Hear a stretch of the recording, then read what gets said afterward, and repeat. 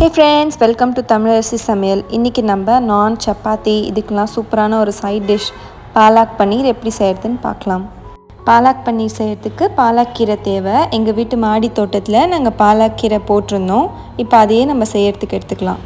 4 பேர் சாப்பிட்றதுக்கு ஒரு கட்டு பாலக் கீரை தேவைப்படும். அதுக்கேற்ற மாதிரி நீங்கள் எடுத்துக்கோங்க.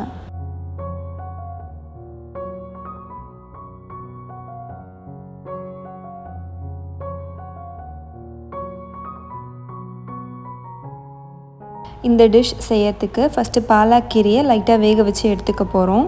அதுக்காக நான் இப்போ கொஞ்சம் தண்ணி ஊற்றிருக்கேன். இந்த தண்ணி நல்லா கொதிச்சதும் க்ளீன் பண்ணி கழுவி வச்சுருக்க பாலக் கீரையை சேர்த்துக்கலாம். பாருங்கள், ஒவ்வொரு இலையும் ஒரு கை அளவு இருக்குது. இந்த பாலக் கீரை வீட்டிலே வளர்த்தது தான். நீங்கள் கூட ஈஸியாக வீட்டிலே வளர்க்கலாம். பாலக் கீரையில் நிறைய சத்துக்கள் இருக்குது, உடம்புக்கும் ரொம்ப நல்லது. பாலக் கீரையை சேர்த்த உடனே அடுப்பை ஆஃப் பண்ணிவிடுங்க. தண்ணி சூடாக இருக்குல்ல, அந்த சூடுலே வெந்துடும். அதுவே போதும். பாருங்கள், இலையெல்லாம் சுருண்டுடுச்சு. இதுவே போதும். நம்ம எடுத்துட்டு இதை தனியாக ஒரு பிளேட்டில் போட்டு ஆற வச்சுக்கலாம். இந்த கீரை வேக வச்ச தண்ணியை கீழே போட்டுறாதீங்க. இதை நம்ம இந்த கீரை அரைக்கிறதுக்கும் யூஸ் பண்ணிக்கலாம். பாலக்கீரை ஆறுனதும் இந்த வேக வச்ச தண்ணியே சேர்த்து கொஞ்சம் பேஸ்ட் மாதிரி அரைச்சி வச்சுக்கலாம். அடுத்து இந்த அளவுக்கு இஞ்சி, பூண்டு, அப்புறம் 4 பெரிய பச்சை மிளகாய் இதையும் சேர்த்து நல்லா அரைச்சி வச்சுக்கலாம். பச்சை மிளகாய் உங்கள் காரத்துக்கு ஏற்ற மாதிரி சேர்த்துக்கோங்க.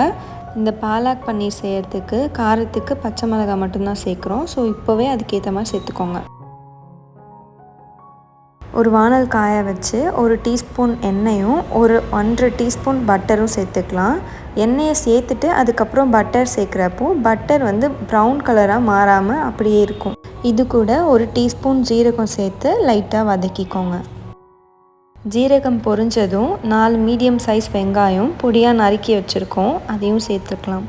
வெங்காயத்தை இந்த மாதிரி சின்ன சின்னதாக கட் பண்ணி போடுறப்போ சீக்கிரமாகவே வதங்கிடும். இதுக்கு தேவையான அளவு உப்பு சேர்த்துக்கிறேன். உப்பு சேர்த்து வதக்கிறப்போ வெங்காயம் சீக்கிரமாக வதங்கும். உப்பு சேர்த்து நல்லா வதக்கிக்கலாம். நான் கம்மியாக தான் எண்ணெய் சேர்த்துருக்கேன். உங்களுக்கு வேணும்னா நீங்கள் இன்னும் கூட கொஞ்சம் எண்ணெய் சேர்த்து வதக்கிக்கோங்க. வெங்காயம் இந்த அளவுக்கு வதங்கணும். நம்ம அரைச்சி வச்ச பச்சை மிளகாய், இஞ்சி, பூண்டு பேஸ்ட் இதையும் சேர்த்து பச்சை வாசனை போகிற அளவுக்கு நல்லா வதக்கிக்கலாம்.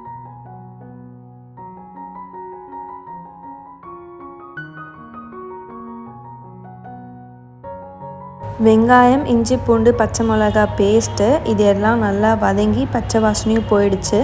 இந்த டைமில் 2 மீடியம் சைஸ் தக்காளி அதையும் நல்லா பொடியாக நறுக்கி வச்சுருக்கேன், அதையும் சேர்த்து நல்லா வதக்கிக்கலாம்.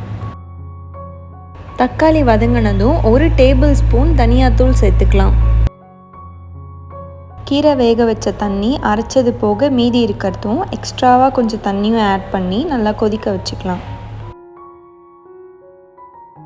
இப்போ நம்ம அரைச்ச பாலக் கீரையை சேர்த்துக்கிட்டு கூட தேவையான அளவு தண்ணியும் சேர்த்து நல்லா கொதிக்க வச்சுக்கலாம். இந்த அளவுக்கு ஒரு நல்ல திக்கான கிரேவியாக வந்ததும் நம்ம பன்னீர் ஆட் பண்ணிக்கலாம். பன்னீர் நம்ம பொரிச்சியும் சேர்க்கலாம், அப்படியேவும் சேர்க்கலாம். நான் அப்படியே தான் சேர்க்குறேன். 200 கிராம் பன்னீர் சேர்க்குறேன். பன்னீர் போட்டு ஒரு கொதி வந்ததுமே நம்ம கிரேவி ரெடி ஆகிடுச்சு.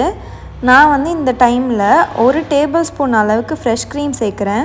இது ஆப்ஷனல் தான், இருந்தால் சேருங்க, இல்லைனா பரவாயில்ல. நான் இன்றைக்கி பாலக் பன்னீருக்கு காம்பினேஷனாக பட்டர் நான் பண்ணியிருக்கேன். உங்களுக்கு பட்டர் நான் ரெசிபி வேணும்னா கமெண்ட்ஸில் சொல்லுங்கள். நெக்ஸ்ட் அந்த வீடியோவும் எடுத்து உங்களுக்கு போஸ்ட் பண்ணுறேன். நம்ம பாலக் பன்னீர் இப்போ சூப்பராக ரெடி ஆகிடுச்சு. இது மாதிரி நீங்களும் உங்கள் வீட்டில் ட்ரை பண்ணி பார்த்துட்டு எப்படி இருந்துச்சுன்னு எனக்கு கமெண்ட்ஸில் ஷேர் பண்ணுங்கள். இந்த ரெசிபி உங்களுக்கு பிடிச்சிருந்தா லைக் பண்ணுங்கள், ஷேர் பண்ணுங்கள், நம்ம சேனலுக்கு சப்ஸ்கிரைப் பண்ணுங்கள். Bye friends, see you next video.